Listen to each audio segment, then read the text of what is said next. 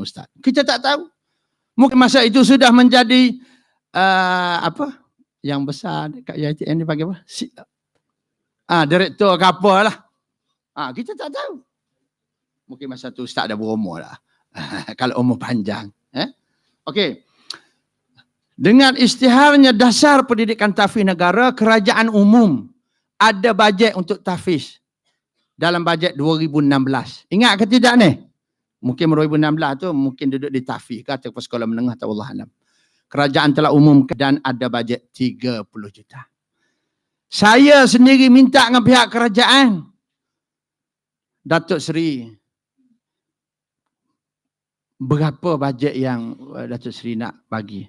InsyaAllah saya akan sebut ustaz, pegang bahu ustaz. Jangan rusin ustaz. Kita akan sebut peruntukan untuk institusi tahfiz melalui dasar pendidikan tahfiz negara. 2017 baru bermula ada peruntukan. Sebelum ni mana? Kemana? Sebab jalan tidak ada. Bila ada jalan, insyaAllah turun. Jadi untuk makluman, 2017 kita buat himpunan 30,000. 30,000 hufaz. Kan? Termasuk lelaki dan sebahagian sikit lah wanitanya. Ada juga wanita pun datang. Ramai. Kan? Kiralah 30,000. Ketua program adalah ustaz sendiri. Okey, untuk tahun 2016, oleh kerana persatuan negeri telah wujud, maka kita buat payung. Memayungi pinta negeri ini ialah gabungan Persatuan Institusi Tahfiz Al-Quran Kebangsaan. Setiap negeri wakil 2 orang pengerusi dengan timbalan pengerusi negeri. Dia akan mesyuarat buat pemilihan di peringkat negeri. Menjadi ahli parlimen lah.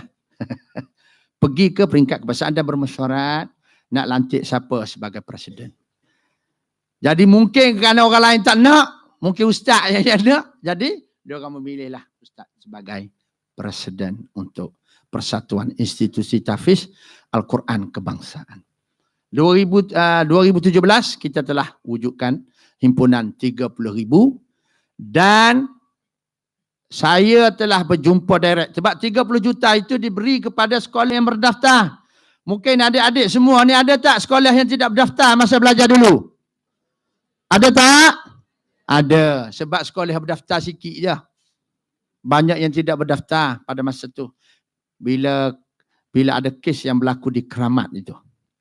Barulah banyak sekolah didaftarkan. Okey.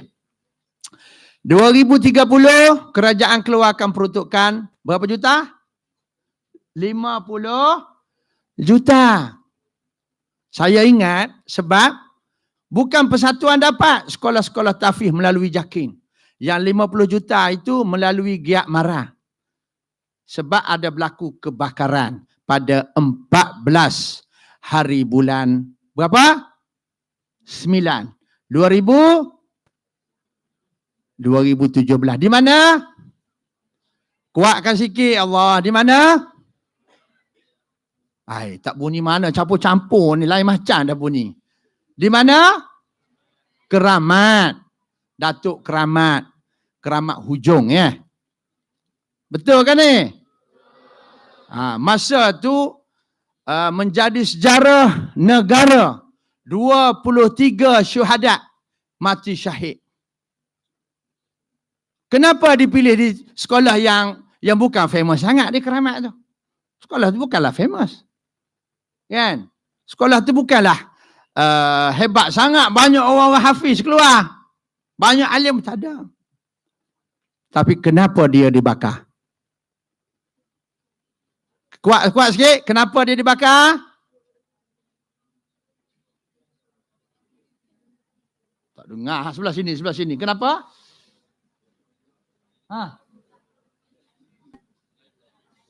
Semua tak boleh jawab. Okey, saya bagi tahulah, ustaz bagi tahu. Sekolah tahfiz dibakar kerana ustaz berada di situ.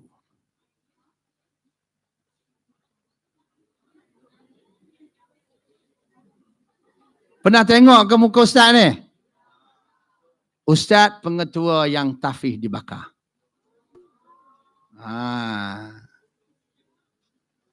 Sebab kita berjuang kerana Allah untuk mempertabatkan institusi tahfiz. Dia dibakar kerana sebab yang paling besar, kerana kita berjuang untuk dasar pendidikan tahfiz negara. Tahfiz sudah ada tanah. Kerajaan boleh turun berapa banyak nak turun. 1 bilion, tidak ada masalah. Orang tak boleh ambil duit tu. Ini yang pihak-pihak lain tak rasa selesa. Sebab itu dia bakar di situ. Sebenarnya dia bukan nak bakar madrasah, tapi dia nak bakar persatuan ini dan sekali dengan saya. Supaya persatuan tak bergerak. Sebab itu prinsip kita, ahli Al-Quran ni satu sahaja. Quran hidup, kita yang mati. Ni kita kena ada jiwa-jiwa kita ni. Sebab kemungkinan akan datang mungkin kita jadi penguasa. Mungkin kita korporat. Kita tak tahu dalam bidang masing-masing. Mungkin kita pakar dalam bidang kedokteran. Tetapi sifat membantu institusi tahfiz ada di dalam jiwa kita. Mungkin juga bukan sahaja membantu tahfiz, tetapi kemungkinan kita sendiri buka pengajian tahfiz. Kan? Kerana kita ahli Al-Quran. Kena ingat. Janganlah pula nak cerita yang kita ni hafiz 3 juzuk ni dia begini. Berapa juzuk dah? Tak ada. Saya tak ada. Tak pernah tahfiz. Tak ada tahfiz. Nak cakap tahfiz itu takut. Bukan takut, sebenarnya segan. Takut disuruh kita menjadi imam dan sebagainya. Okey. Jadi itulah untuk makluman serba sedikit berkenaan dengan kita punya gerakan nak satukan. Saya baru balik semalam, himpunan hufaz di Kedah, 4,000 orang pelajar tahfiz yang masih belajar sekarang ini, 4,000 orang. Dan tausiahnya saya yang bagi. Termasuk dalam minggu lepas di Negeri Sembilan, 2,000 orang. Setiap negeri. Dan alhamdulillah di sini telah menganjurkan perkara yang sama. Dan kita dihubungkan dengan satu sebab sahaja, dengan sebab ayat-ayat Allah, bukan kerana lain. Kami persatuan dihubungkan dengan UiTM, bahagian ACIS, pendidikan Islam, adalah kerana kecintaan kami kepada ayat-ayat Allah dan nak mempertabatkan ayat-ayat Allah. Supaya ayat-ayat Allah, pengajian, ayat pembacaan dan ulangan Al-Quran ini bukan sahaja ada di madrasah, tetapi ada di setiap cawangan ataupun ibu pejabat ke dan sebagainya kat UiTM ini.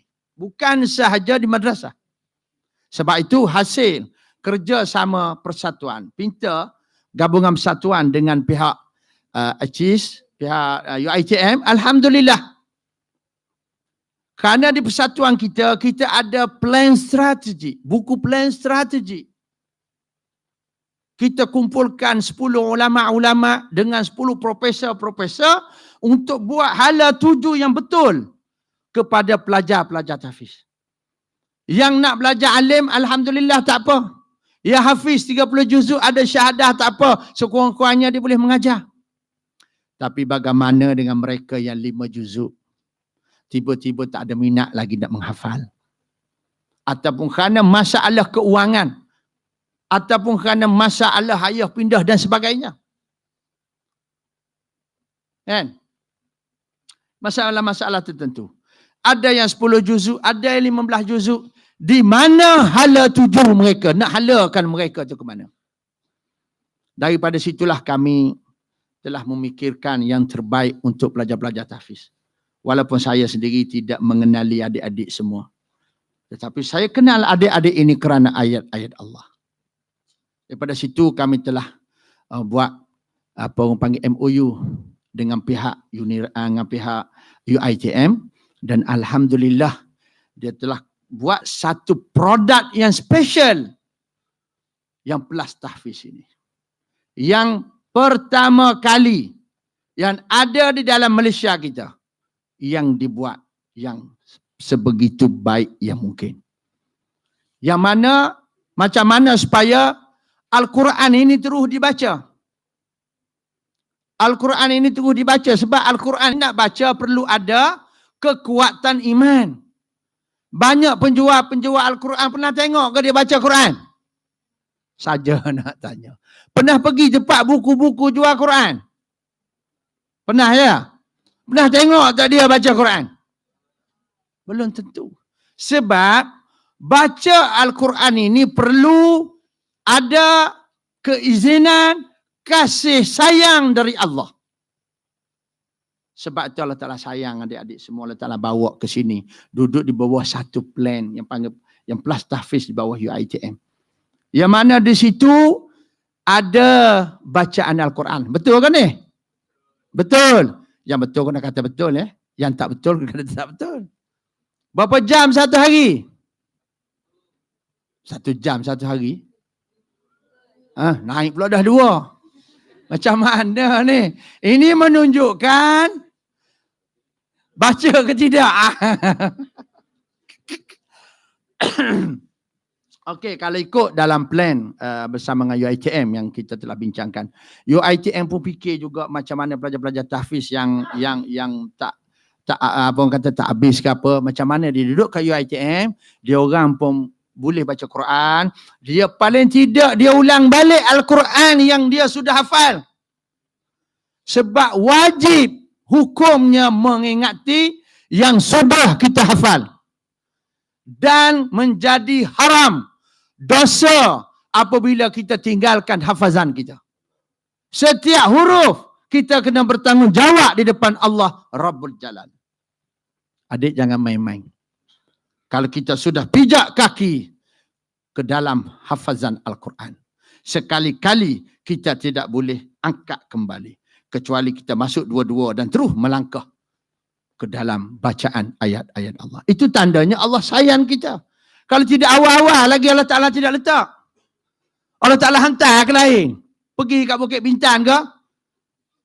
Tak, ini cerita betul. Jadi pelayan hotel ke? Jadi pramugara yang pakai skak tu. Ustaz tak tengok, cumanya bagi tahu. Dah, Asia. Kita tak tahu. Tetapi untuk maklumat, kalau bukan kerana Allah sayang dengan kita, Allah Ta'ala tidak letak kita di sini. Allah Ta'ala letak kita di sini kerana untuk menjaga ayat-ayat Allah. Di samping kita ada urusan yang kita sendiri. Yang kita sendiri mungkin bidang-bidang kita yang tersendiri yang telah kita buat. Bidang apa-apalah bidang. Tetapi Al-Quran itu. Dan kena ingat, apa bidang sekalipun kita buat, bidang kedoktoran ke, engineering ke, bisnes ke apa, dan Al-Quran tetap bersama dengan kita. Kita akan bawa bersama dengan Al-Quran. Kalau bagi yang ada kekuatan, dia boleh tambah hafazan. Kalau dah ada 5 juzuk, dia sudah ulang-ulang. Sebab dia dikira credit hours. Kalau ikut dalam plan kita. Kan? Sama ada 2 jam satu hari atau 3 jam satu hari. Yang disemak oleh ustaz. Kalau ustazah disemak oleh yang hafizah. Sebab tu yang kurang tu belum ada lagi tu dalam proses pencarian. Sebab nak cari hafizah ni susah juga. Sebab kadang-kadang tempat pusat pengajian ini duduk jauh. Dia orang nak datang. Ya? Tapi insya-Allah kurang-kurangnya sudah ada usaha ke arah itu. Mungkin hari ini tidak sempurna, minggu depan, bulan depan akan sempurna. InsyaAllah. Yang pentingnya Al-Quran ini harus dibawa ke mana-mana. Sebab kita ahli Al-Quran. Al-Quran duduk dalam poket ke mana tak ada masalah. Sekarang ni handphone. Kalau nak 1000 daya. Kalau tak nak 1000 dalih. Orang ahli Al-Quran, walaupun dia dah 1 juzuk, hari-hari 1 juzuk. Setahun 365 juzuk. Dia khatam. Kira khatam lah tu. Berapa kali khatam dah. Walaupun tak khatam Al-Quran, tapi kira khatam lah 1 juzuk tu. Hak dia hafal. Ya, segi pembacaan Al-Quran. Cuma nak sentuh di sini, kita tak boleh lari. Kita tak boleh lari. Kita hafiz Al-Quran. Walaupun tak pakai songkok kopiah, tak ada masalah. Sebab dia hafiz dalam sanubari kita. Dalam setiap orak saraf kita. Dalam setiap perjalanan darah kita. Ayat-ayat Al-Quran ada di situ. Walaupun tak tak pakai apa panggil kopiah. Segan, maklumlah kita masih muda, remaja. Kan? Betul tak? Ustaz pernah muda. Adik-adik. Zaman ini Ustaz pernah lalui. Tapi cuma bezanya masa muda Ustaz, sejarah Ustaz di Ma'had Muhammadi Kota Baru. Kenal ke Ma'had Muhammadi Kota Baru Kelantan? Ya, Ustaz habis di situ. Ustaz menyambung pelajaran ke Pakistan. Masa tu Ustaz berkelayakan untuk pergi ke Mesir. Tetapi pada masa tu kena ada RM400 sebulan. Ustaz bukan daripada keluarga yang berkemampuan. Ustaz cari tempat yang paling murah belajar.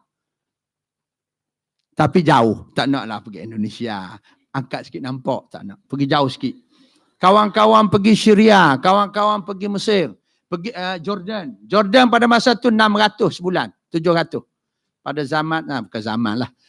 Tahun 89. Ustaz SPM 88 di Ma'had, 89 STU. Dapat Jayid Jeddan. Ramai ni sekolah-sekolah Arab ni.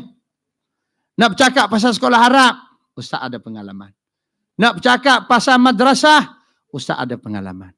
Nak bercakap zaman muda, Ustaz ada pengalaman. Masa Ustaz belajar dulu, Ustaz ada motor. Motor dah. Motor apa tahu? Motor RSZ. Wow. RSZ. Naik motor. Wow. Siap boleh buat lagi. Tapi oleh kerana kita belajar Ma'had jadi rasa malu sikit lah. Kan? Nak main-main. Okey, jadi nak ceritanya masa muda Ustaz pernah lalui. Kan? Masa belajar, Ustaz pernah lalui. Jadi, sambung ke Pakistan, tempat yang paling murah. Di Pakistan, tempat paling murah belajar. RM50 satu bulan. Percaya ke tidak? Bayar asrama, bayar elektrik, bayar Ustaz mengajar, semua sekali RM50.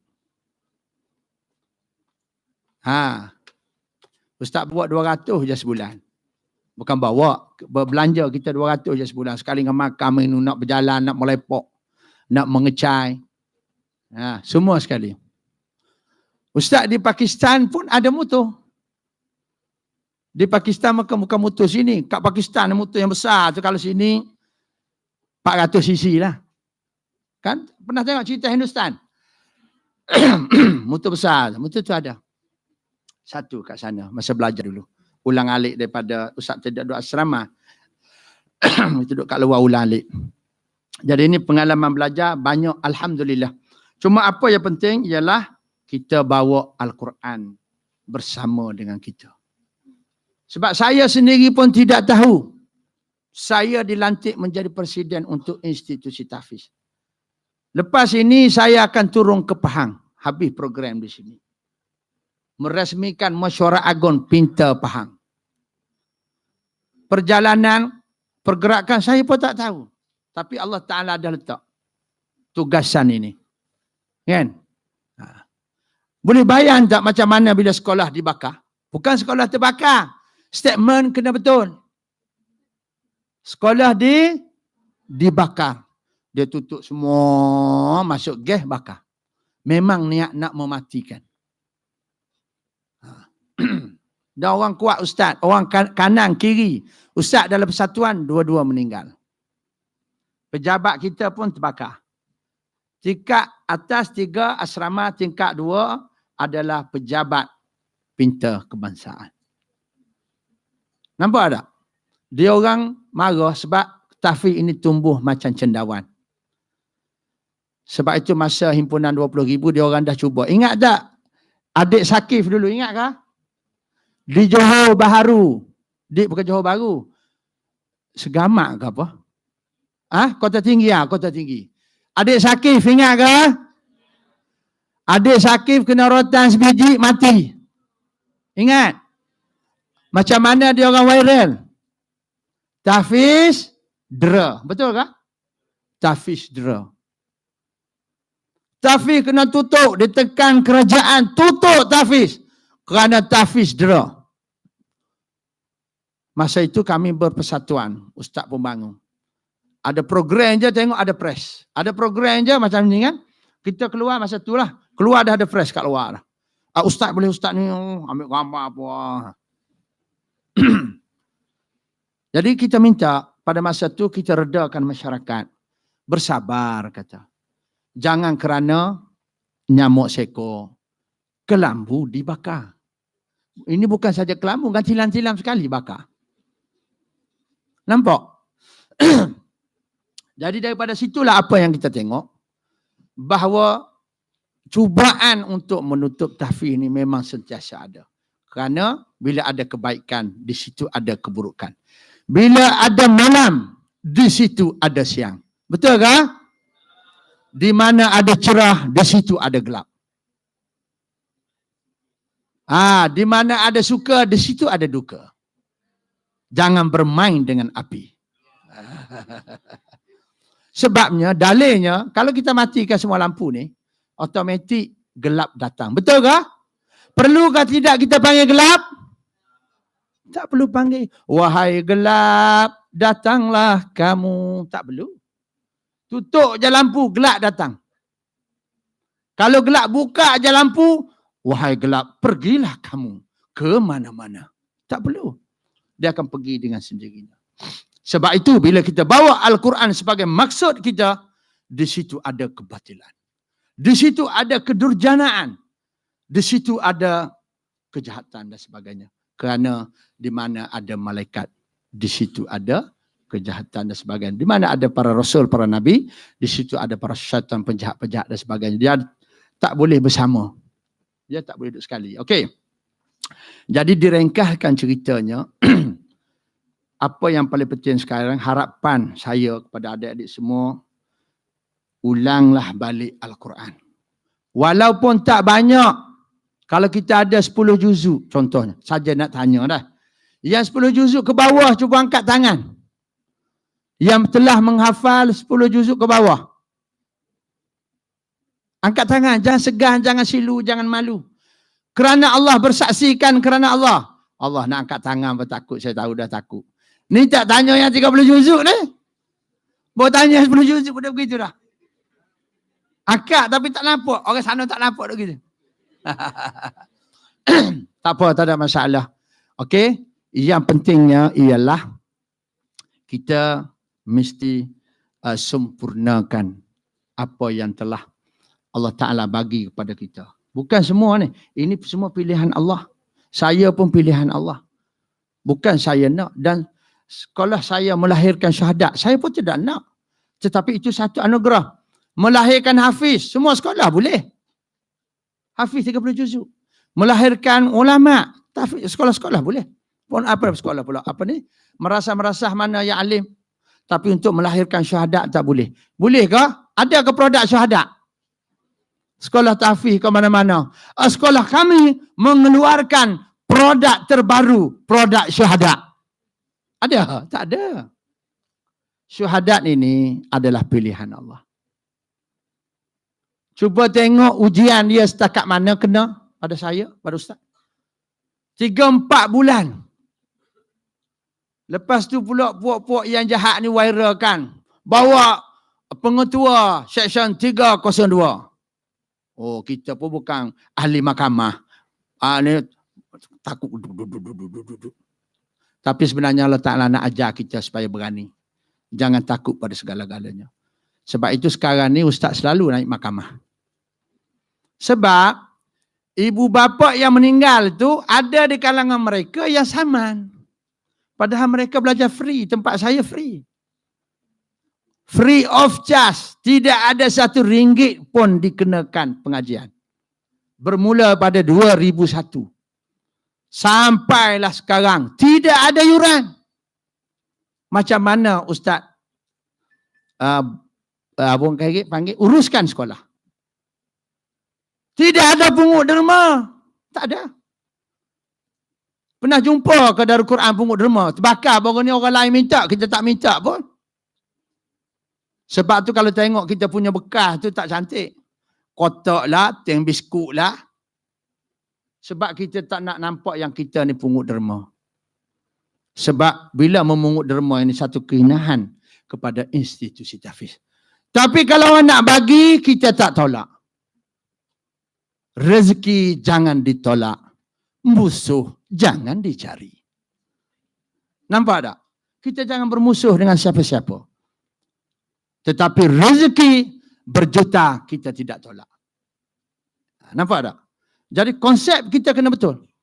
Jadi oleh kerana free tapi ada saman dari pihak ibu bapa yang kononnya duit dalam akaun tu duit dia orang.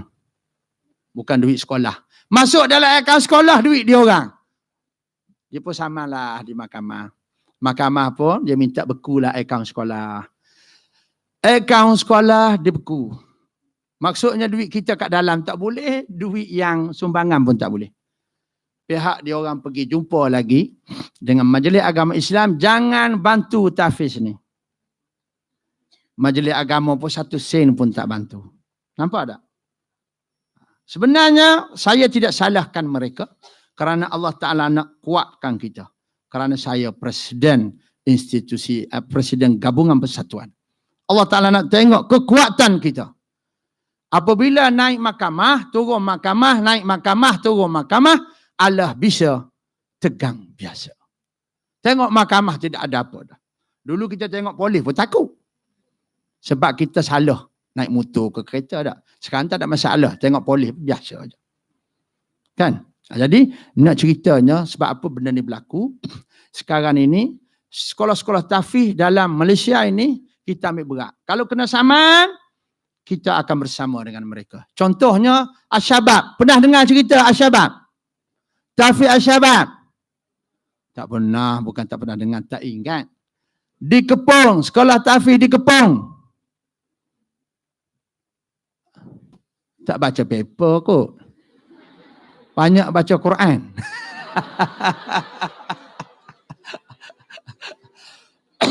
Sekolah tahfiz di Kepong yang dibawa ke buat laporan polis, ustaznya mengganggu pelajar 9 orang seksual. Ingat? Ingat tak? Ustaz dia kena masuk lokap 11 hari. Bulan lepas baru keluar keputusan, ustaz itu tidak bersalah. Semua adalah fitnah. Tidak ada doktor isytihar, tidak ada gangguan seksual dan sebagainya. Jadi kami kata, kita kena saman balik. Saya bagi tahu pada sekolah Ashabab. Sekarang dia sedang buat proses saman balik. Kita jangan jadikan tahfiz ini pusat melepaskan geram. Keburukan dan sebagainya ditonjolkan dalam surat khabar. Bila selesai masalah, tak ada apa. Untuk makluman ni tahfiz Ustaz pun, tahfiz saya sendiri tu, dalam 28 bulan baru ni, mahkamah memutuskan bahawa tidak ada DNA budak tu, budak yang bakar tu pada Tongges. Sebab saya dah tahu dah budak ni bukan buat kerja macam ni. Budak-budak tu, budak kecil. Mana pandai, tak ada. Sebenarnya ada pihak lain memang nak bakar. Ini cerita, bukan cerita dongeng, saya sendiri naik turun mahkamah.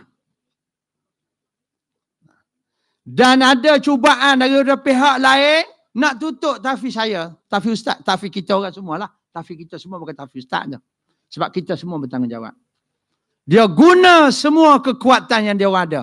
Di belakang mereka ada 5-6 orang peguam. Daripada pihak-pihak yang anti-Islam. Saya kata lawan tetap lawan. 1 inci pun saya tak berundur. Nampak tak? Saya kata biar tahfiz hidup, saya yang mati. Bukan kata kita berani mati, tidak. Takut juga mati ni. Nah, tetapi dalam perjuangan kena ada prinsip. Jadi saya harap adik-adik semua yang ada, yang telah dipilih oleh Allah memegang satu mandat yang besar, membawa ayat-ayat Allah bersama. Jadi jangan kita alpa dengan ayat-ayat Allah. Ayat-ayat Allah itu tanda cinta Allah pada kita. Tanda cinta kita pada Allah, kita jaga ayat-ayat itu. Ya, cinta pada Allah. Nak cinta dengan orang lain tu cintalah, ustaz tak marah. Tapi cinta pada Allah. Ustaz dulu pun cinta juga. Cinta pada Allah. Tapi ustaz cinta ni bila? Mula-mula tengok. Dia tidak macam adik-adik ni belajar kampus tengok, ambil nombor telefon. Saya tak ada macam tu lah. Kita bawa balik Pakistan, jadi buat macam tu tak boleh. Bukan tak boleh lah, maknanya segan lah. Kan? Okey. Bila tiba masanya, kita pun cari. Kita doa, solat hajat, minta dengan Allah. Ya Allah, di manakah jodohku? Dah sungguh ni, ini benda betul ni. Jangan main-main. Masa tu sebab ustaz dah nak kahwin, tanyalah di mana jodohku. Macam awak ni tak boleh lah. Ya Allah, di manakah jodohku? Malam tu dia mimpi nampaknya si Aminah. Betul dah. Tak boleh, bukan. Cara salah. Sebab macam ustaz, pada masa itu kita sudah sampai nisab dia. Dah sampai nisab, kita doa dengan Allah. Bila doa dengan Allah, kita mintalah cari. Bila cari itu, kita bagilah syarat-syaratnya. Mesti ada syarat. Sebab kena ingat, kita berkahwin ini bukan seperti kita beli ayam di pasar. Hari ni boleh beli ayam yang besar. Weh, daging banyak sangat. Lepas tu, nak cari ayam kampung pula. Tak apa. Tapi kalau dah kahwin, kita berkahwin dengan seluruh ahli keluarganya. Sebab itu jangan lupa doa dengan Allah. Minta dengan Allah. Allah Ta'ala bagi yang terbaik. Ya. Itu dia. Okey. Jadi insya-Allah saya tadi mula pukul 9.15. Ya. Jadi 9.15 lah saya habis. Mungkin ada soalan sedikit kot. Ada lagi dalam masa 6 minit, 7 minit. 9 suku saya akan berhenti. Ada soalan tak adik-adik? Anggaplah saya sebagai guru Al-Quran. Okey. Cepat. Masa berjalan. Okey. Bangun adik. Bangun bagi tahu nama. Daripada UiTM mana. Sedap sikit. Orang lain semua boleh tengok. Waalaikumsalam warahmatullahi. Orang Johor Selangor. Okey.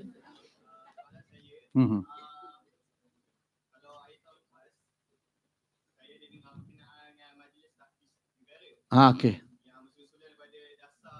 Dasfi negara. Okey. Ya. Soalan saya, bagaimana peranan Majlis Tahfiz negara memberi kepada kami dan memberi manfaat kepada saudara tahfiz? Yang lain lah. Sama ada yang berdaftar, yang bawah kerajaan dan sebagainya. Okey, terima kasih ya. Daripada UiTM Segamat. Jadi saudara kita tadi telah menaikkan nama UiTM Segamat secara tak langsung. Dia satu promosi juga. Okey. MTN, Majlis Tahfiz Negara. Majlis Tahfiz Negara ni sebenarnya dia orang melihat kepada plan strategik pintar. Plan strategik pintar, kita ada majlis peperiksaan. Dan kita telah cadangkan kepada majlis raja-raja. Kita telah cadangkan kepada JAKIM untuk buat majlis tahfiz negara. Jadi majlis tahfiz negara ni ialah dia akan buat peperiksaan. Maksudnya peperiksaan tu sama. Dia punya orang panggil apa, level dia tu sama. Kalau tahfiz lah. Kalau yang segi yang syahadah tu syahadah lah, dia ada yang dia buat. Tetapi kita tengok segi pekajian dia tu nampak tidak luas lagi lah. Sebab benda ni telah dibentang di Parlimen oleh YB Kuantan, ya, Menteri, Timbalan Menteri Agama Fauziah, dia telah bentangkan benda ni, tetapi diwar-warkan untuk buat, tetapi kita tak nampak lagi dia punya impak kepada institusi tahfiz. Tetapi insya-Allah mudah-mudahan harapan kita dengan adanya Majlis Tahfiz Negara ni supaya dia meseragamkan sijil, meseragamkan semua sekali. Soalan-soalan pun soalan yang sama. Kan sekarang ni kalau yang khususnya tahfiz yang bawah kerajaan, kita bercakap yang tahfiz bawah kerajaan. Sebab tahfiz yang swasta ini belum tentu lagi mereka nak bersama. Ya, ini kita cerita yang tahfiz bawah kerajaan, sama ada STPM ke, sekarang dah buat persijilan tahfiz dan sebagainya. Jadi MTN ini dia Majlis Tahfiz Negara ni, dia merupakan satu majlis menjaga kebajikan tahfiz. Tetapi setakat ni tak boleh nak cerita jugalah, sebabnya tidak nampak dia punya, orang kata, benda gambaran yang nak dibuat tu. Itulah, boleh cerita setakat tu dululah. Nanti akan datang insya-Allah, ya. Cumanya dari segi persatuan kita 2 hari Jumaat dengan Sabtu kita ada buat Wifaqul Madaris untuk sekolah-sekolah tahfiz yang swasta ini dan juga sekolah-sekolah alim. Jadi kita buat persijilan untuk mereka, dan sama ada kerajaan iktiraf atau tidak iktiraf itu bab lain. Kita akan mengeluarkan satu sijil je bawah persatuan. Dan periksa pun sama je. Dia sama konsep macam Majlis Tahfiz Negara. Sebab Majlis Tahfiz Negara ni kita pun tak tahu sejauh mana dia boleh bergerak dan manfaat kepada institusi tahfiz swasta yang ada. Tetapi kepada institusi tahfiz yang bawah kerajaan. Ini bukan berdaftar kerajaan, kita kena faham, ya. Yang bawah kerajaan ni macam ulul albab, kan?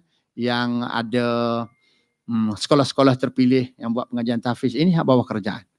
Yang berdaftar dengan kerajaan swasta itu lain.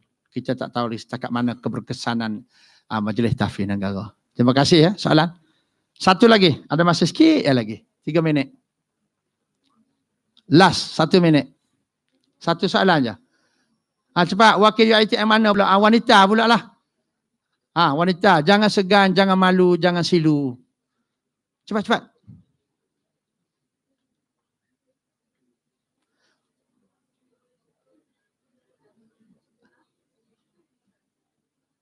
Takkan tak ada pula soalan. Sebelah sana ke? Sebelah sana, sebelah sini? Yang lelaki telah menunjukkan kehebatan mereka. Okey, bangun, bagi tahu nama UiTM mana.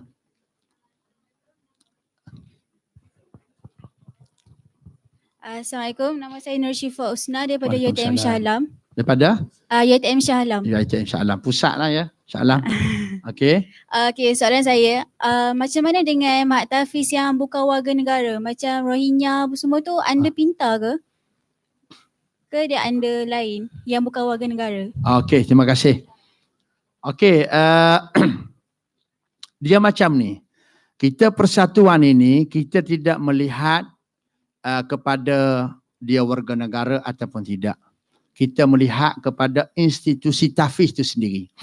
Kalau institusi tahfiz itu bergerak seperti yang selayaknya, maka kita terima. Tetapi kalau dia membawa fahaman lain, sama ada fahaman Syiah ataupun fahaman Brelwi, walaupun dia bukan tahfiz, tetapi fahaman mereka segi akidah. Kalau segi bercanggah pendapat, tak ada masalah. Mungkin tahfiz dia lebih kepada Wahabiyah. Tahfiz dia lebih kepada ahli tarekat. Tahfiz dia lebih kepada parti politik. Bawah JIM. Bawah ABIM. Tak kisah. Selagi mereka duduk atas garisan yang sunnah wal jamaah, tidak ada masalah. Janji tak salah saja. Warga negara pun tak ada masalah, tidak warga negara pun tidak ada masalah. Sebab dia nak tubuh tahfiz tadi, dia mesti ada laluan. Tak boleh tubuh macam tu. Dia sudah ada lah orang-orang warga negara yang uruskan di peringkat pendaftaran dan sebagainya. Sebab dia tak boleh buat tahfiz kalau tidak berdaftar, kalau tidak berdaftar kerajaan pun orang Korea. Kan? Tapi kalau dia buat benda yang betul, baca Quran, mengajar Quran, so tidak ada masalah. Ya, jadi kami menerima sekolah institusi tahfiz walaupun dia bukan warga negara. Tapi kalau dia tidak ada institusi tahfiz, kita tak boleh terima dia lah. Kecuali dia nak juga jadi ahli. Dia kena buka tahfiz lah. Macam adik-adik semua ni ada potensi untuk buka pusat-pusat tahfiz ataupun untuk bantu tahfiz yang ada. Mengukuhkan tahfiz yang ada. Kan? Sebab adik-adik semua ini ahli-ahli Al-Quran. Rasa insya-Allah lah setakat tu sajalah, ya. Sebab masa yang diberikan kepada Ustaz 1 jam, 9 suku dah tamat. Jadi kalau kata ingin berkenalan, insya-Allah di lain waktu. Ya. Wabillahi taufiq wal hidayah. Wassalamualaikum warahmatullahi taala wabarakatuh.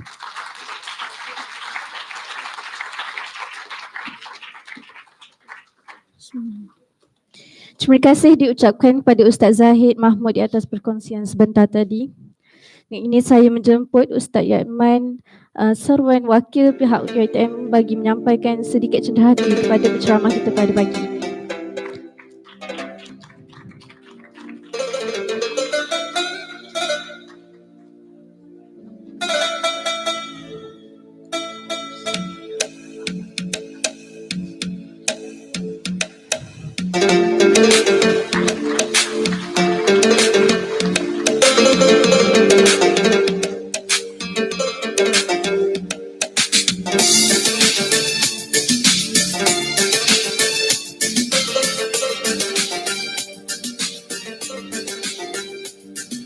InsyaAllah kita akan meneruskan solat kita pagi ini dengan taklimat Darul Quran yang akan disampaikan oleh Muhammad Taufik bin Muhammad Arsyad. Dengan ini majlis mempersilakan.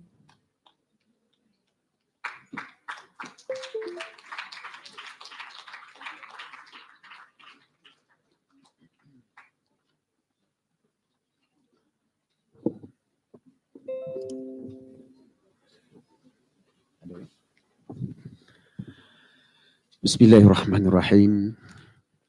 Assalamualaikum warahmatullahi wabarakatuh. Alhamdulillah. Nahmaduhu wa nasta'inu wa nastaghfiruh.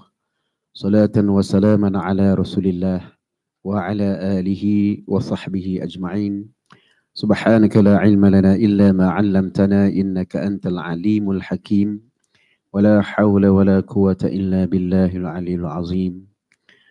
Qala rabbi shrah li sadri wa yassir li amri wahlul 'uqdatam min lisani yafqahu qawli. Subhanaka la ilma lana illa ma 'allamtana innaka antal alimul hakim wa la hawla wa la quwwata illa billahil aliyyil azim. Alhamdulillah, terima kasih kepada pengacara majlis kita pada hari ini. Seterusnya kepada tuan penceramah kita daripada Pintar dan juga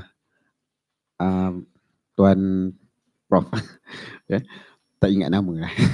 Tak sempat nak berkenalan. Alhamdulillah, mahasiswa dan mahasiswi UiTM kampus Dengkil. Alhamdulillah, mudah-mudahan pada hari ini kita semua akan terus dirahmati oleh Allah Subhanahu Wa Taala. Sempena perhimpunan Hufaz UiTM. Alhamdulillah, apapun kita nampak semuanya bersemangat.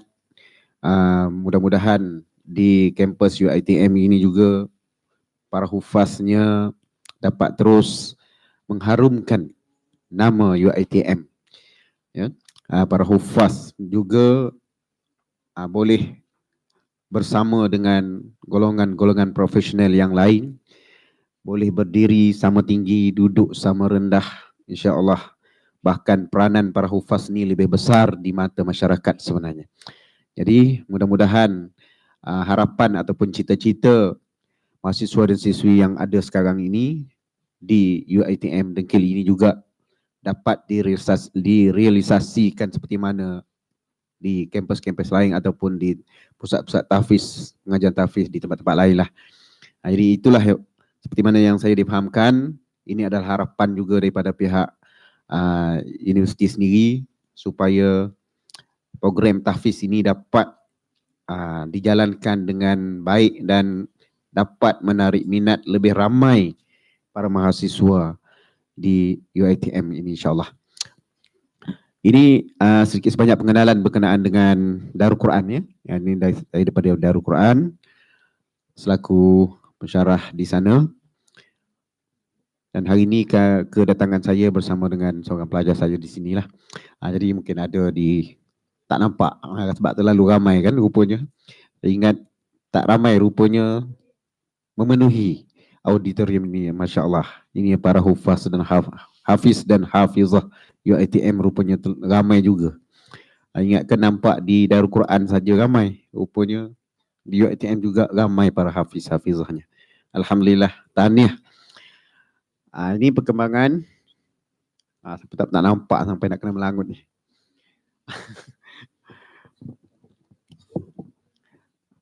Macam mana saya nak cakap ni? Saya kena cabut mic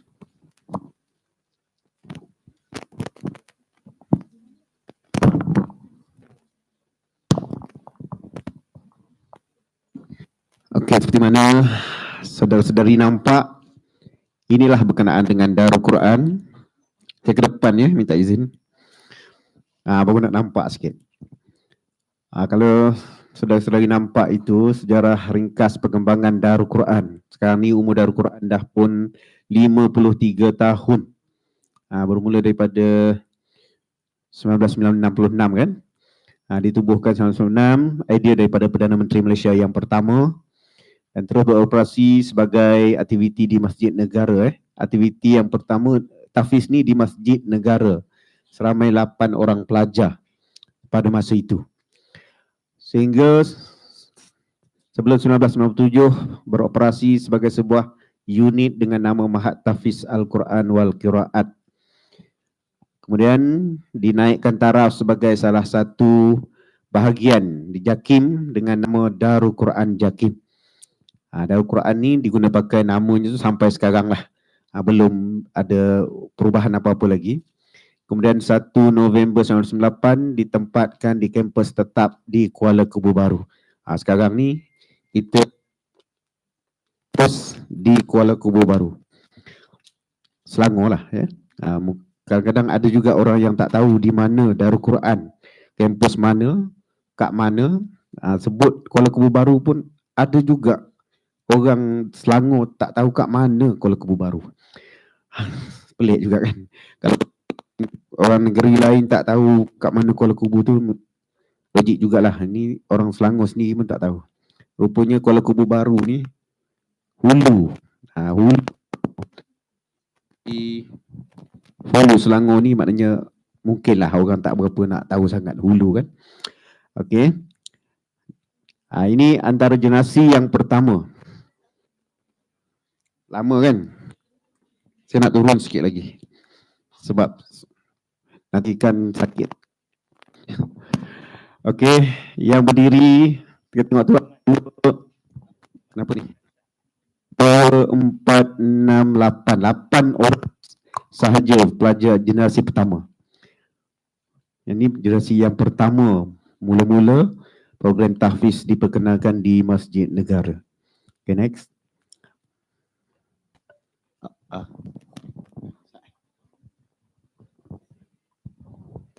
Okay. Okay, next. Okay, objektif Darul Quran melahirkan hufaz, hafiz dan hafizah.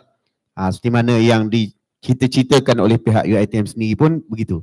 Nak melahirkan hafiz dan hafizah yang mahir dalam pengajian ilmu Al-Quran dan pengajian Islam bagi memelihara kesucian Al-Quran serta menyelesaikan isu-isu keagamaan dalam masyarakat. Itu dia punya matlamat. Apa ni objektif dia. Kemudian melahirkan qurra, ahli qiraat yang mahir dalam ilmu Al-Quran dan qiraat. Maknanya dia mengetahui kaedah pembacaan yang tepat, yang jelas dan juga bentuk bacaan daripada wajah-wajah imam-imam qiraat yang sab'ah, yang 7, yang 10, yang 14 dan sebagainya. Itu dia punya objektif dia. Kemudian melahirkan duat. Duat melahirkan pendakwah, pendidik dan juga imam sebagai modal insan yang terlatih serta profesional melalui pengajian ilmu Al-Quran dan pengajian Islam. Maknanya walaupun di UiTM ni kita bukan pengajian Islam, tetapi kita ada background, pernah ambil program tahfiz di sekolah-sekolah sebelum ni, maka ilmu tahfiz, ilmu Al-Quran itu perlu diteruskan, perlu digilapkan. Jadi cita-cita pihak UiTM nak buat tahfiz ni alhamdulillah memang terbaik sangat. Sebab UiTM pun akan joint venture dengan program tahfiz, sijil tahfiz di Darul Quran juga. Okay, terus next. Okay, ini antara kurikulum yang ada di Darul Quran. Tahfiz dini dipanggil. Program diploma ni antara diploma Al-Quran dan Al-Qiraat. Ada 6 syu'bah. Qiraat, dakwah, syariah, hadis, muamalat, pengurusan halal. Itu antara syu'bah ataupun di sini kita panggil kos yang kita ambil di sana. Yang boleh pilih. Kemudian CJ asas tahfiz. Kategori OKU penglihatan, mu'allaf, orang asli, pribumi Sabah dan Sarawak. Ini tahfiz dini yang sedang dijalankan di Darul Quran. Kemudian tahfiz sains. Tahfiz sains ni merangkumi di IPT yang lain. Program persijilan JAKIM UIA, IIUM. Sekarang ni ada setahun setengah. Dia akan belajar dalam 1 tahun setengah ataupun 18 bulan. Dia kena khatam 30 juzuk Al-Quran baru boleh dapat sijil itu. Dan teruskan pengajian dia di UIA. Kemudian program sijilan tahfiz Al-Quran JAKIM Unit 10, sama juga. Dia ada tahap-tahap dia juga. Yang penting khatam 30 juzuk mesti habis. Kemudian JAKIM CUCMS, sijil tahfiz JAKIM CUCMS di Cyberjaya kan. Ini geng-geng doktor semua ni, medik. Semua ambil tahfiz juga. Kemudian persijilan tahfiz Quran JAKIM UTEM Melaka. Di Melaka pun ada juga program tahfiz begini. Persijilan tahfiz Quran JAKIM Politeknik Shah Alam. Dah mula 2 tahun yang lepas. Dah mula dah program ni. Kemudian tahfiz vocational. Kan? CJ Kemahiran Malaysia bidang pengurusan masjid tahap 3. Ini sedang dah pun berjalan. Sekarang dah naik ke tahap diploma atau DKM. Diploma Kemahiran Malaysia bidang pengurusan masjid tahap 4. Dia orang juga ada tahfiz. Walaupun tak sampai 30 juzuk, tapi dia ada sukatan dia sampai 20 juzuk dia kena habiskan. Bidang ni banyak kemahiran menguruskan pengurusan pentadbiran kewangan di masjid. Jadi dia kena uruskan benda tu. Kemudian CJ Kemahiran Malaysia bidang pengurusan tahfiz. Yang ni nak menguruskan pusat pengajian tahfiz. Mungkin ada yang antara ustaz penceramah kita dari Pintar tadi. Inilah bidangnya, SKM ni antaranya yang sekolah-sekolah tahfiz sedang laksanakan. Kemudian tahfiz sains.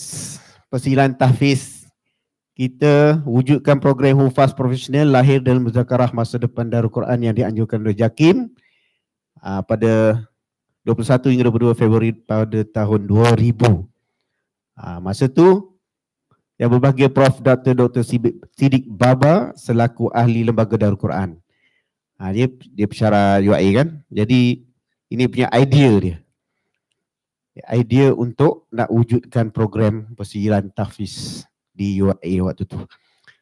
Okay, next. Dia cadangkan supaya Darul Quran JAKIM bukan saja main peranan untuk melahirkan hafiz dan hafizah yang layak untuk jadi imam, guru-guru agama malah layak untuk jadi ahli sains dan ahli profesional yang lain. Penumpuan pemilihan pelajar bagi program ini adalah kepada pelajar aliran sains sahaja. Yang ni memang aliran sains sajalah. Ini akan datang dalam bulan Mei ni juga. pada 15-16 ni akan ada sesi interview untuk pengambilan pelajar baru program persijilan tahfiz UIAM. Semuanya aliran sains. Dia kena habis dalam masa 18 bulan, 30 juzuk. Itu syarat. Kalau tak habis, maknanya dia kena keluar. Maknanya dia keluar habis setakat tu saja. Pihak UIA pun mungkin tak akan pilih dia lagi.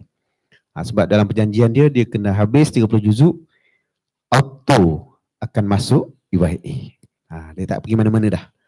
Memang UIA jamin dia akan dapat kos perubatan di UIA. Dengan syarat khatam 30 juzuk di Darul Quran, automatik masuk program UIA. Kemudian tahun 2000, 19 Jun, selama 7 orang pelajar lepasan matrik IAUM, 2 lelaki, 5 perempuan telah ditawarkan untuk mengikuti pengajian di program persijilan tahfiz JAKIM IAUM. Itu peringkat yang pertama. Mula-mula ada 7 orang. Sekarang sudah meningkat sehingga 150 orang pelajar daripada aliran sains untuk mengikuti program tahfiz dan juga profesional di IAUM ataupun UIA. Seterusnya, ada 2 model. Yang pertama, 2 model ni, pengajian persijilan tahfiz jalankan hingga selesai khatam 30 juzuk sebelum masuk ke UIA itu ataupun program profesional. Contohnya program tahfiz JAKIM IAUM. Ini di UIA. UIA ni dia akan masuk matrik dia di asasi, sekarang ni di Gambang. Dulu di PJ, Petaling Jaya. Sekarang dah berubah pindah ke Gambang, kampus dia. Kemudian persijilan, dia macam mana dia belajar 3 semester saja. 3 semester Darul Quran, pelajar yang dipilih untuk mengikuti program ini daripada pelajar aliran sains. Tadi juga. Selepas bergraduasi, pelajar akan terus masuk ke IAUM. Itu memang automatik. Itu jalan mudah untuk dia dapat masuk UIA dan dapat kos yang dia minat, yang dia nak. Kalau sikit sangatlah kalau yang tak dapat tu. Ini antara madah ataupun subjek yang dia kena ambil di Darul Quran. Hafazan macam biasa. Ini syarat. Syarat dia grade A. A tolak. Pelajaran bukan A tolak tu. A. Ini A. Syarat dia mesti A. Mat. Dan minimum grade B bagi semua mata pelajaran yang di bawah tu. Bahasa Melayu, bahasa Arab, bahasa Inggeris. Itu salah satu subjek agama tu. Kemudian bio atau fizik mesti juga B, kimia dan math juga mesti B. Kalau salah satu subjek tu dapat C, akan direject. Mana tak dapat lah, tak layak. Semua tu kena B, minimum. Kalau ada salah satu C, tak dapat. Baru ada seorang pelajar baru ni, berlepasan SPM, Street A. Street A dia punya SPM dia. Nak minta program persijilan UIA. Sayangnya satu subjek BI dapat C. Tak dapat. Maknanya syarat UIA ini terlalu memang ketat lah, orang kata. Ketat sangat. Dia nak memang minimum B saja. Tak boleh berkompromi lagi. Kalau ada C1 tak dapat juga. Okey. Turut mohon menyambung pengajian UIA melalui EPU. Sama juga. Lulus temu dega, maka layak masuk ke UiTM. Okey. Seterusnya, model yang kedua. Pengajian penyiaran tahfiz dijalankan serentak dengan program profesional. Okey. Program persijilan JAKIM Unit 10, program persijilan JAKIM CUCMS, seperti yang disebut tadi, program persijilan tahfiz Al-Quran JAKIM UTEM, program persijilan Al-Quran JAKIM PSA. Okey. Ini berkenaan program dia. 2012, Unit 10. telah bekerjasama dengan Darul Quran. Sebenarnya sekarang ni UiTM pun dah mula nak bekerjasama dengan Darul Quran untuk program-program tahfiz ni. Dia kira dengan pengambilan seramai 22 orang, itu peringkat pertama. Program sejarah tahfiz Unit 10 dijalankan di kampus Unit 10 Bangi menggunakan kurikulum yang disediakan oleh Darul Quran JAKIM. Semua sama. Kurikulum semua dikeluarkan oleh Darul Quran JAKIM. Okay. 2014, Cyberjaya University College of Medical Science telah menjalankan program pensejarah tahfiz JAKIM UCMS dan mengadakan pengambilan kohort pertama berjumlah 14 orang sahaja. Tapi sekarang dah meningkat sampai ke 20-30 orang. Kemudian Matlamat UCMS dah melahirkan doktor-doktor perubatan yang hafiz Al-Quran. Kalau di UiTM ni lahirkan apa? Jurutera ke apa? Macam-macam. Macam-macam yang hafiz nanti insyaAllah. Macam-macam yang boleh hafiz. Istimewanya ada hafiz. Kalau mekanik al-hafiz, kan?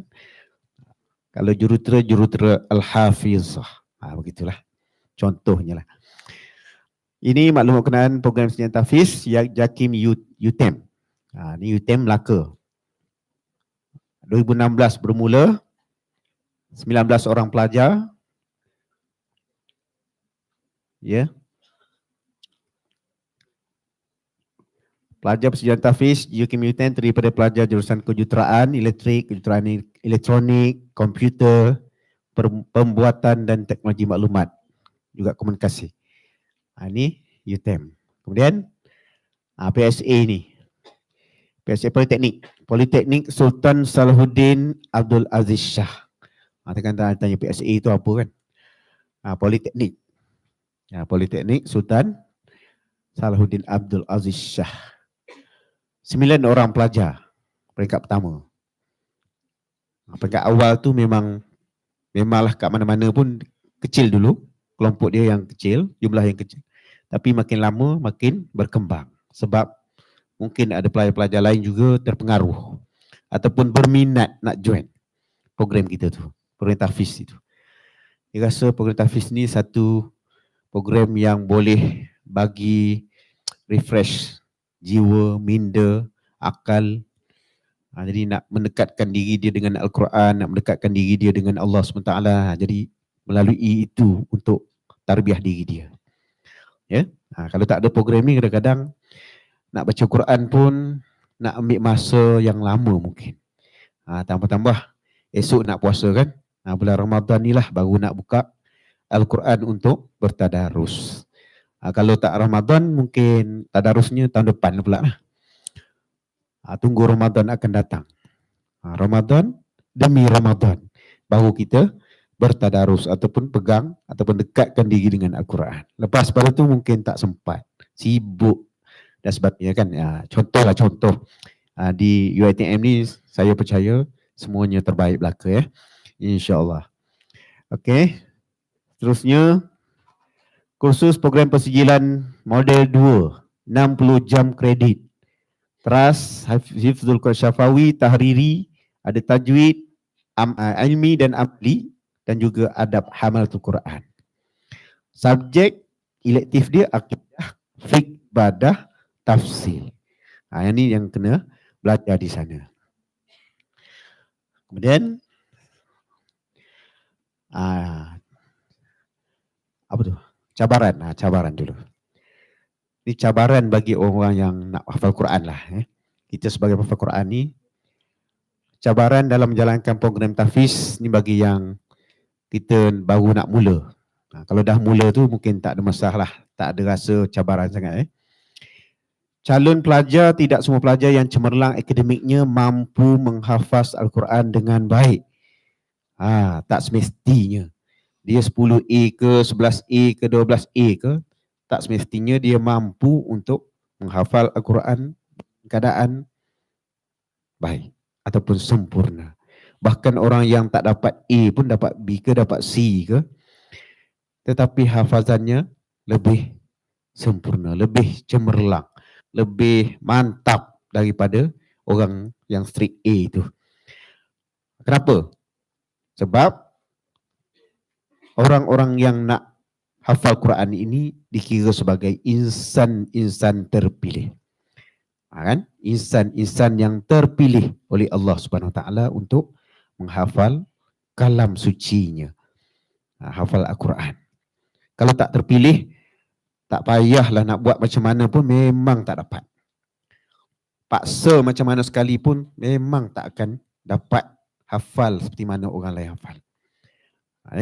Sebab memang dia tak terpilih. Dia tak diberi peluang, mungkin tak dipilih oleh Allah SWT untuk nak izinkan dia untuk jadi sebagai seorang hafiz.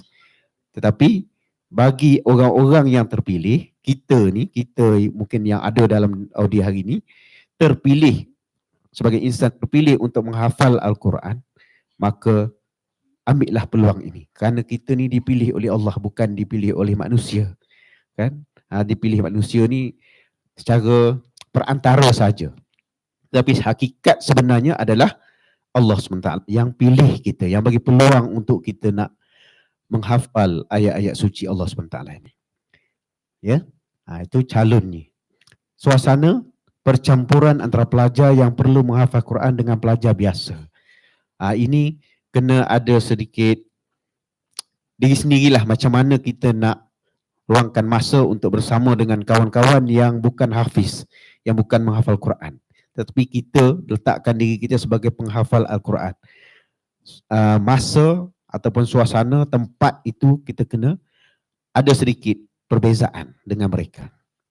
Mungkin mereka boleh bersosialnya lebih sikit, tetapi kita kena kurangkan sedikit. Sebab apa?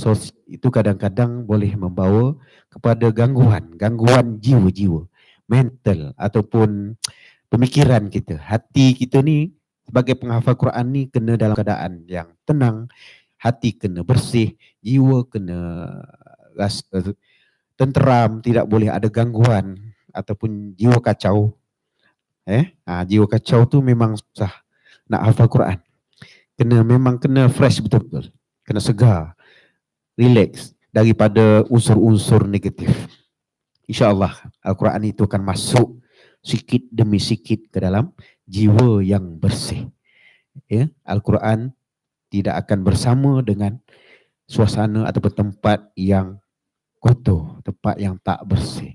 Jadi kita nak simpan Quran tu di dalam hati, maka hati kena bersih. InsyaAllah Quran akan bersemadi, orang kata sebati dengan jiwa kita ni apabila jiwa kita sudah bersih.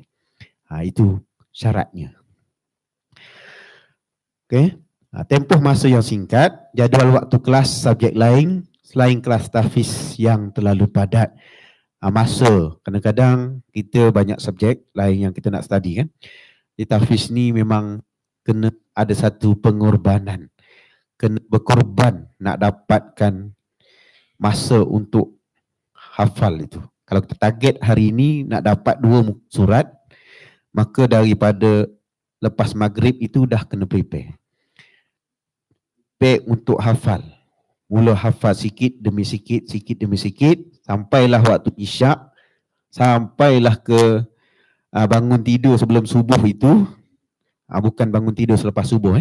Bangun tidur sebelum subuh. InsyaAllah masa tu antara masa yang cukup jiwa kita fresh. Mudah nak ingat, mudah nak masuk ayat-ayat yang kita hafal. Ataupun kita nak ulang balik, nak melancarkan balik hafazan kita adalah waktu 1/3 malam itu. Itulah antara waktu yang paling mudah. Kalau tak pernah rasa lagi, cuba buat.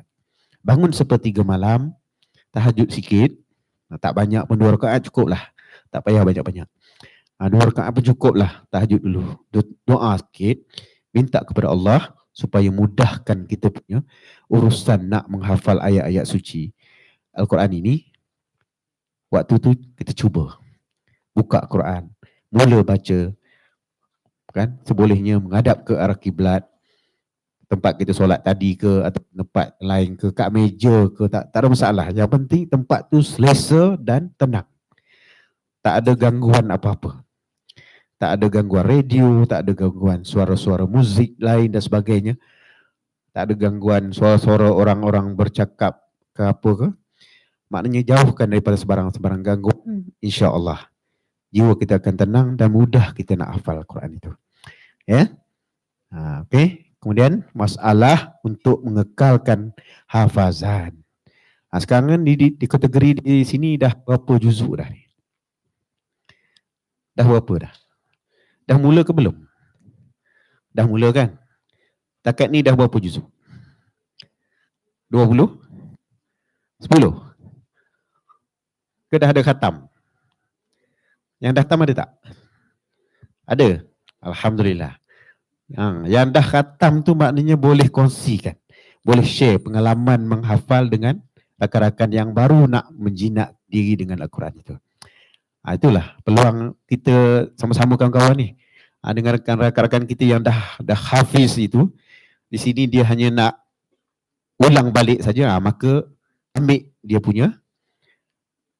punya cara ataupun kaedah sistem dia hafal sebelum masuk ke UiTM ni macam mana dia buat. Sekarang ni adakah 30 juzuk itu masih kekal pada dia ataupun dah tinggal separuh ataupun tinggal suku ataupun nak cari balik. Mana boleh tanya pengalaman. Macam mana orang yang dah hafal dulu kemudian nak kena cari balik mula-mula tu, apa rasa dia? Apa perasaan dia? Berat ke ringan? Mudah ke tak mudah nak dapat balik yang dah tinggal sekian lama tu? Ataupun masih kekal lagi stay je ayat Quran tu sentiasa ada je kat dia. Sebutlah kat mana-mana pun dia boleh sambung, boleh baca. Alhamdulillah kalau macam itulah keadaannya. Syukur banyak-banyak kerana Allah Ta'ala masih kuatkan lagi daya ingatan kita dalam usia yang muda ini. Jadi guna baik-baik, jaga baik-baik Quran itu. Orang kata apa, Quran ni macam seekor unta, ibarat macam seekor unta yang jinak kan. Jinak unta ni. Tapi kena tambat, kena ikat tali dia. Jangan dilepas walaupun jinak. Kalau terlepas tali itu, dia akan pergi tinggalkan tuannya. Susah nak jumpa. Mungkin tak balik lagi. Itulah Quran yang jinak, yang bagus ni, yang tenang itu, tapi tak sangka dia akan pergi tinggalkan kita. Kemudian masalah itu kita nak selesaikan dia macam mana? Okay, next. Ini. Memilih pelajar ni pelajar yang memang berminat, berkebolehan untuk menghafal Al-Quran. Okey, nak pilih pelajar kan? Jadi kita ni adalah antara insan yang sudah terpilih, mungkin mampu menghafal Al-Quran dengan baik, maka kita berada di tempat ini.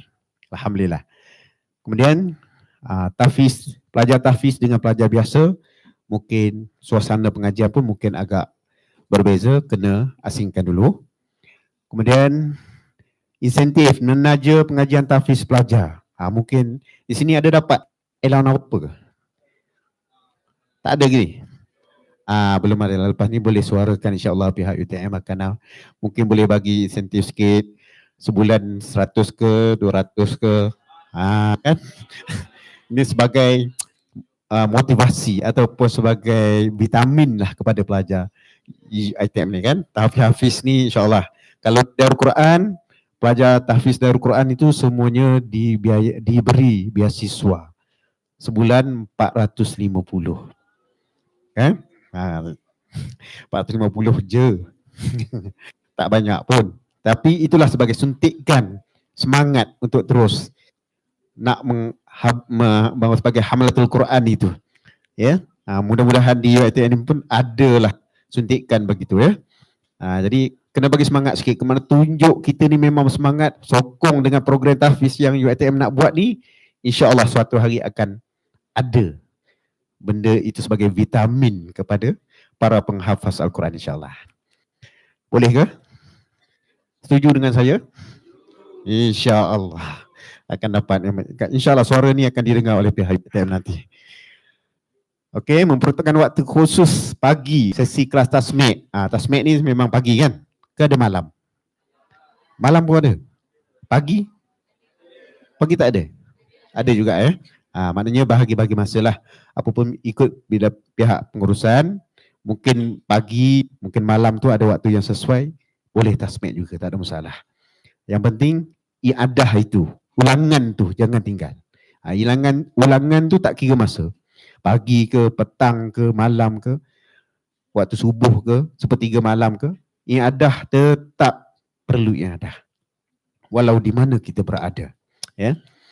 Pastikan pensyarah tasmid merupakan seorang yang benar-benar layak ataupun pensyarah tasmid wajib seorang penghafal Al-Quran. Nah, dia memang seorang yang hafiz. Maknanya seorang yang hafiz ni dia ada pengalaman dia boleh kongsi dengan pelajar-pelajar dia. Sebagai semangat, bagi motivasi, itulah perlukan guru yang hafiz. Kalau guru yang tak pernah hafal Quran ni, dia pun tak tahu, dia pun tak pernah alami apa perasaan seorang yang hafiz Quran. Jadi dia tak tahu nak cakap. Pakai suruh baca je. Baca, tasmid. Itu je lah. Jadi kalau guru yang hafiz ni, insyaAllah dia lebih memahami jiwa seorang hafiz. Dia akan kongsi dengan kita. Kemudian sentiasa mantap hafazan pelajar secara berkala. Ini antara pensyarah lah, pelajar dengan pensyarah. Kemudian pelajar kena jaga hubungan dengan Allah kerana Al-Quran itu mukjizat. Jaga hubungan baik kita. Pertamanya solat. Solat fardu itu jangan ditinggal-tinggal, jangan dilewat-lewatkan. Kan? Jangan ditangguh-tangguh. Sebagai hafal Quran, hafiz Al-Quran ni mesti jaga disiplin. Disiplin tu di segi dengan Allah SWT. Memperuntukkan waktu khusus untuk Al-Quran kena ada. Jangan sambil lewa tak boleh. Ataupun sambil-sambil je. Memang tak sempat lah. Memang tak akan dapat lah ayat yang nak hafal tu. Memang kena peruntukkan khusus 1 jam bersama Al-Quran. Boleh kan? Ini kita 5 jam bersama handphone. Boleh juga. 5 jam bersama handphone lebih banyak. Takkan Quran 1 jam tak boleh kan? 1 jam tu rasanya lama tu untuk bersama Quran. Tapi jarang-jarang orang boleh buat. Boleh berdisiplin dengan cara itu. Kemudian sentiasa iadah ataupun mengulang Al-Quran. Sentiasa mendengar juzuk-juzuk yang baru dihafaz ketika solat. Baca balik, ulang balik ataupun bersama dengan imam hafiz. InsyaAllah dia baca ayat-ayat Al-Quran, maka kita pun boleh ulang balik ayat itu.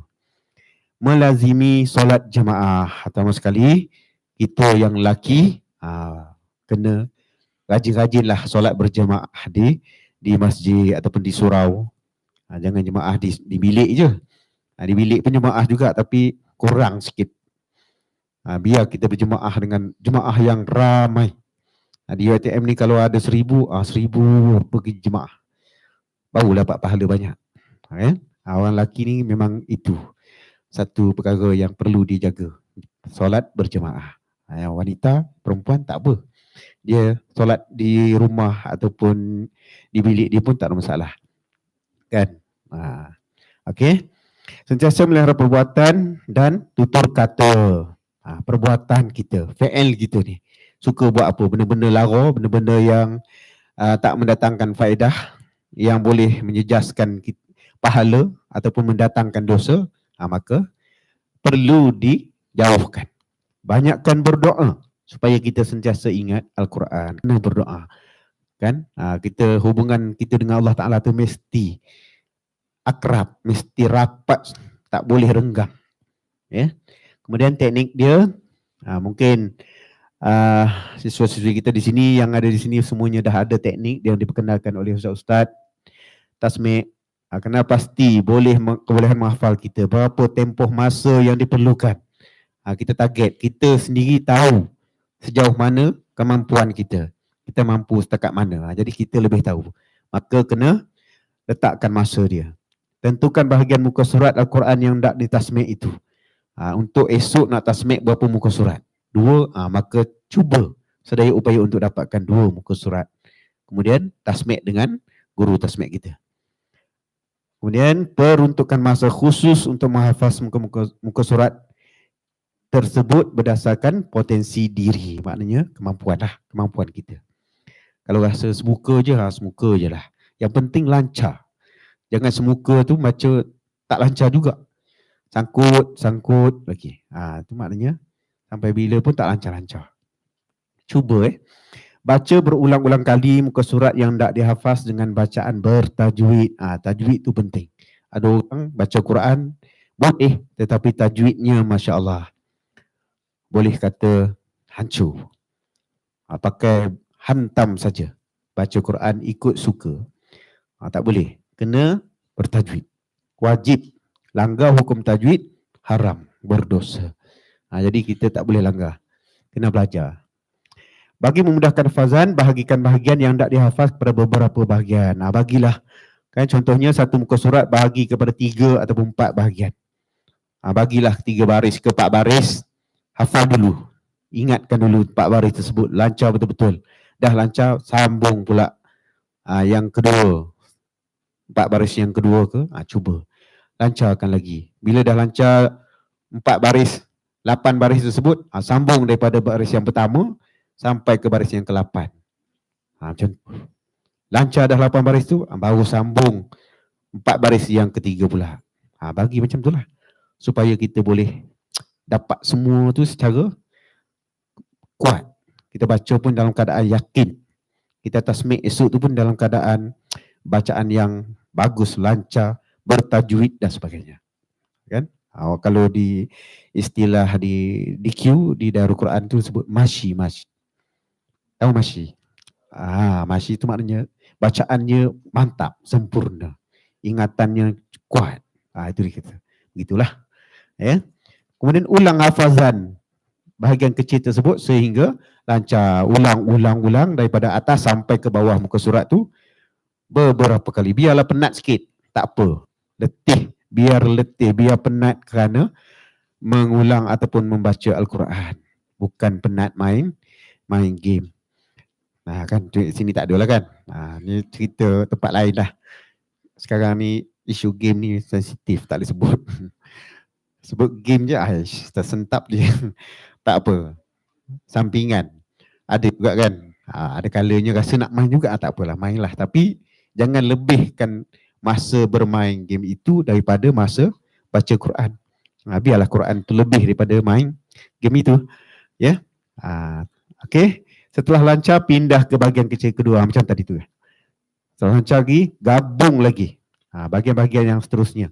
Ulang proses ni sehingga habis muka surat yang telah ditentukan awal tadi. Sampailah betul-betul mantap, lancar, masyi. Maka bolehlah bersedia untuk tasmik dengan guru tasmik kita.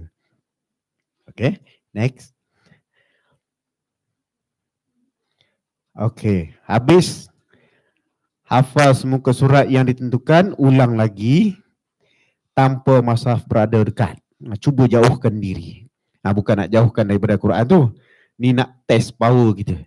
Supaya bila blur sikit dah nak buka. Cepat sangat nak kena buka.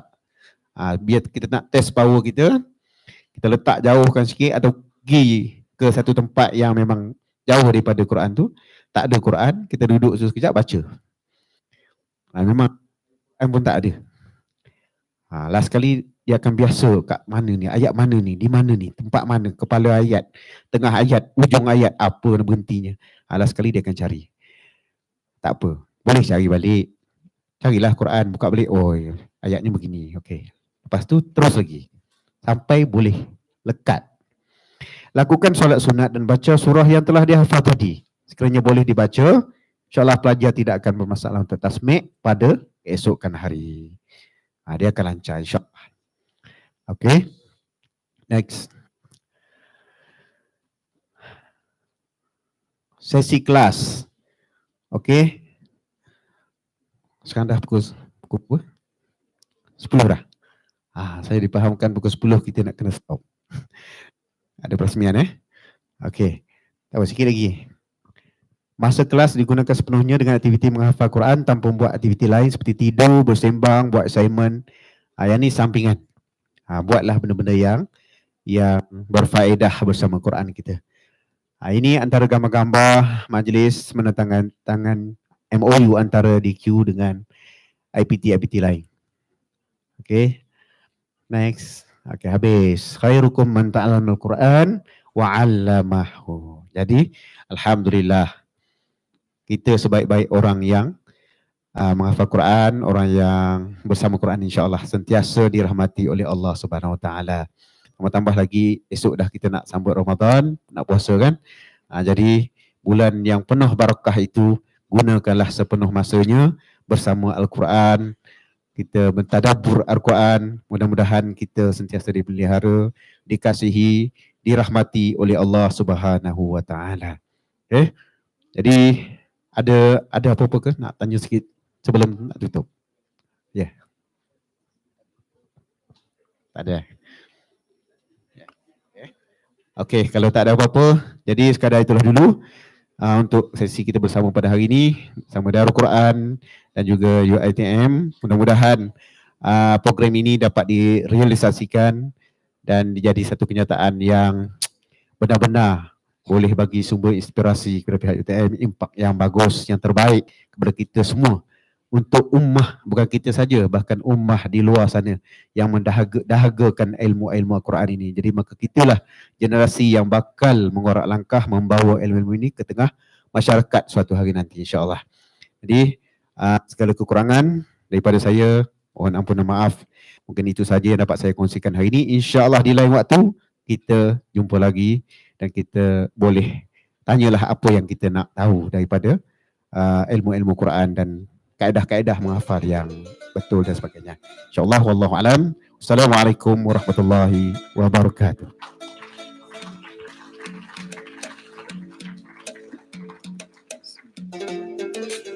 Terima kasih diucapkan kepada Encik Muhammad Taufik bin Muhammad Arsyad di atas perkongsian sebentar tadi. Saya menjemput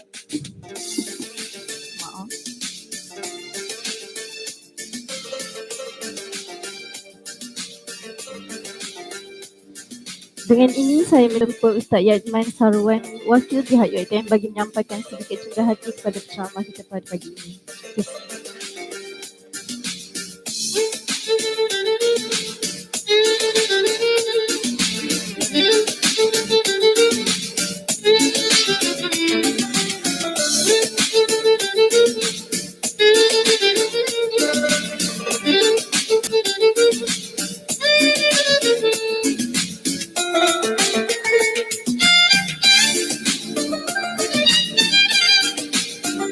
Nampaknya majlis sudah berada di penghujung akhirnya.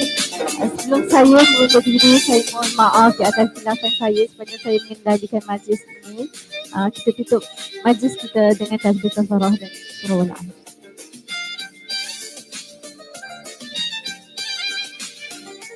Spot 1, 2, 3, cek suara 1, 2, 3.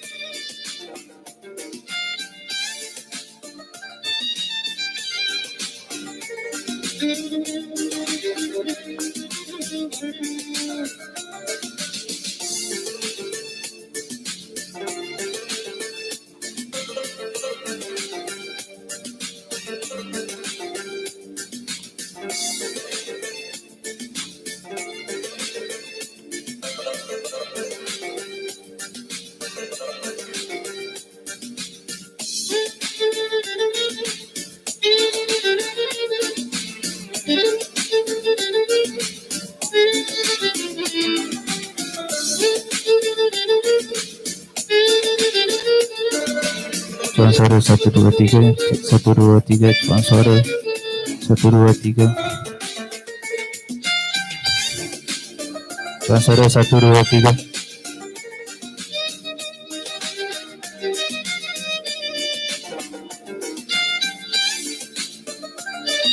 Minta perhatian, diminta para pelajar untuk selesaikan particular study and pass pada orang yang akan kutip. Usaha dia akan kutip. Pass pada orang kiri atau kanan anda. Kumpul. 1, 2, 3. Okey, kita ambil masa sikit untuk rehat. Sambil-sambil tu kalau nak ke tandas tu boleh. Okey, pergerakan dengan segera sikit lah. Kita dapat maklum tetamu jemputan utama kita pun dah hadir. Kalau nak minum pun boleh.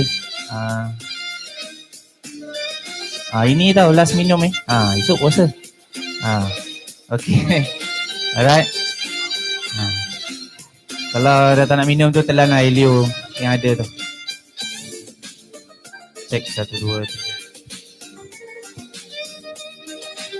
3. Cuan suara 1, 2, 3. Mana? Okay, kumpulan ni yang kolom tengah ni yang kita minta untuk kosongkan ni.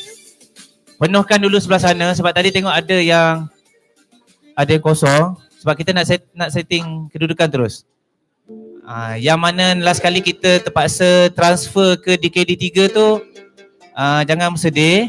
Kita cuba penuhkan dulu. Kita cuba penuh. Kita tengok.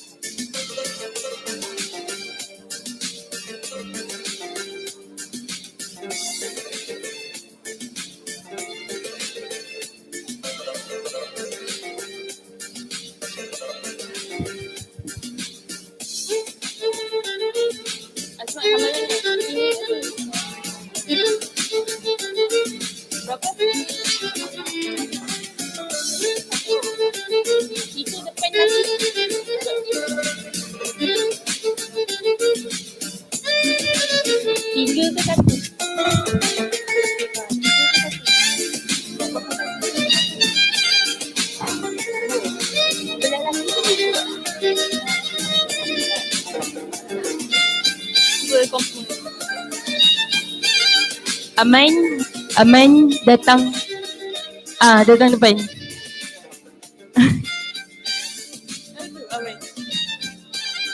Pembaca doa pun sila ke depan ya.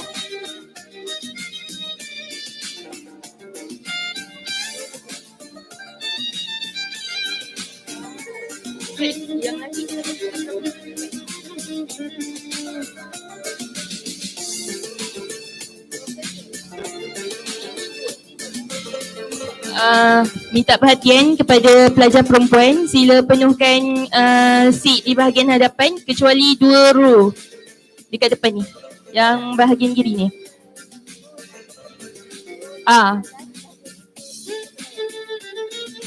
Yang row yang kat belakang tu datang ke bawah dulu, penuhkan di hadapan.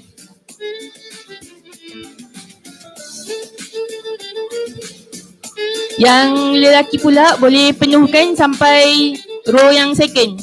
Kosongkan row first je. Yang lain boleh penuhkan ke hadapannya supaya kawan anda nanti masuk boleh duduk terus kat belakang.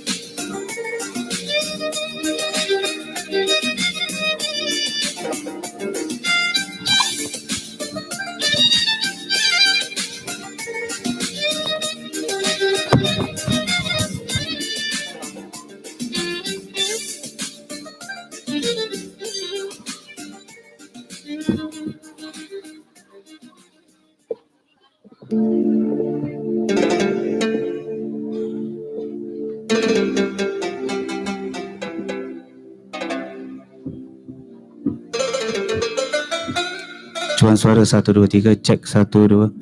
Cuan suara 1, 2, 3. Syuk, soldasi tak ada.